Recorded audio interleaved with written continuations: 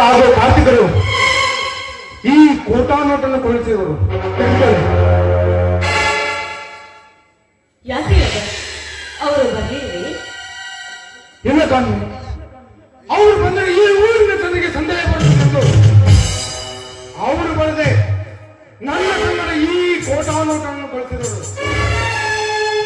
ಹಾ ಕಾಮನಿಯವರೇ, ನಿಮ್ಮ ಹಿತಕ್ಕಾಗಿ ನಾನೊಂದು ಮಾತು ಹೇಳ್ತೇನೆ, ಅದು ನಿಮ್ಮ ಒಳ್ಳೆಯದಕ್ಕಂತಾನೆ ತಿಳ್ಕೊಳ್ಳಿ. ಅದೇ ವಿಷಯ ರಾಬರ್ಟ್. ಕಾಮಿನಿ, ನೀವು ಕಾರ್ತಿಕ್ ಮತ್ತು ನಿರಂಜನ ಸ್ವಾಮಿ ಹಾಗೂ ಪರ್ವತ ಗೌಡ ಅವರು ಹೇಳಿದಂಗೆ ಕೇಳಿಕೊಂಡು ತುಂಬಾ ಕೆಟ್ಟ ಕೆಲಸಗಳನ್ನು ಮಾಡಲುತ್ತಿರುವಿರಿ. ಯಾಕೆ ಕಾಮಿನಿ? ರಾಬರ್ಟ್, ನಾನು ಮಾಡ್ತಾ ಇರುವ ಕಾರ್ಯ ಸಾಧನೆ ನನ್ನ ಸ್ವಾರ್ಥ ಸುಖಕ್ಕಾಗಿ, ಇನ್ನು ರಾಜಕೀಯ ಆಳೋದಕ್ಕೋಸ್ಕರ.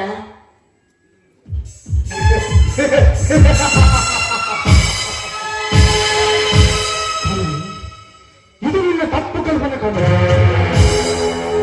ನೀನು ರಾಜಕೀಯ ಆಳುವ ಅಭಿಲಾಷೆಯನ್ನು ಆ 3 ಜನ ನಿನಗೆ ಎಂದಿಗೂ ಅವಕಾಶ ಮಾಡಿಕೊಳ್ತಾರೆ. ಆ ಕಾರ್ತಿಕರಿಗಂತೂ ಬರೀ ನಿನ್ನ ಆಸ್ತಿ ಮೇಲೆ ಕಣ್ಣಿದೆ.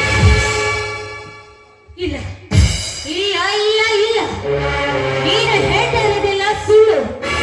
ಕಾರ್ತಿಕ್ ನನಗೆ ಎಂದಿಗೂ ಮೋಸ ಮಾಡೋನಲ್ಲ. ಅವನ ಮೇಲೆ ನನಗೆ ತುಂಬಾ ವಿಶ್ವಾಸವಿದೆ.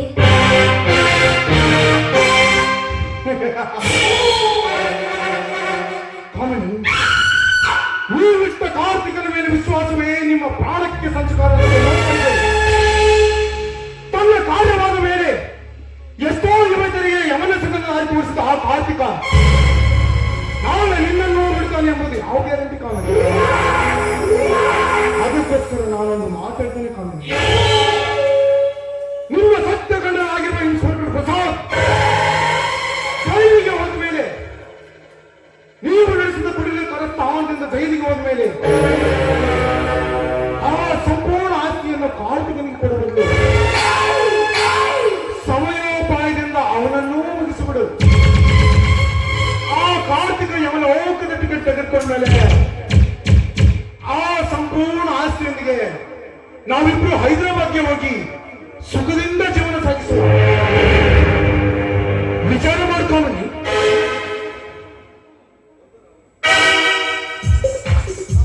ಹೌದು ರಾಬರ್ಟ್, ಎಲ್ಲರಿಗೆ ಮೋಸ ಮಾಡಿದ ಆ ಕಾರ್ತಿಕ್ ನನಗೆ ಮೋಸ ಮಾಡಲು ಹಿಂಜರಿಯೋದಿಲ್ಲ. ಆದ್ರೆ ನೀವು ನನ್ನ ಮೇಲೆ ಅಭಿಮಾನ ಗೌರವನಿಟ್ಟು ನನಗೆ ಇಷ್ಟದ ಹೇಳಿಕೆ ನಿಮಗೆ ತುಂಬಾನೇ ಧನ್ಯವಾದ. ಆದ್ರೆ ನನ್ನ ಆಸ್ತಿಗೆ ಹೊಂಚು ಹಾಕಿದ ಆ ಕಾರ್ತಿಕನಿಗೆ ನಾನು ಯಮನ ದಾರಿ ತೋರಿಸಲೇಬೇಕು.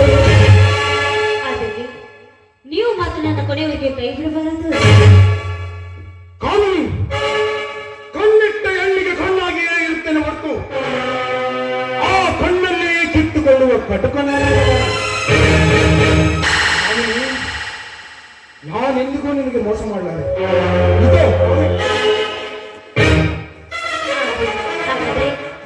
ನನ್ನೊಂದಿಗೆ ಹೋಗಿ ಹೇಳೋಣ.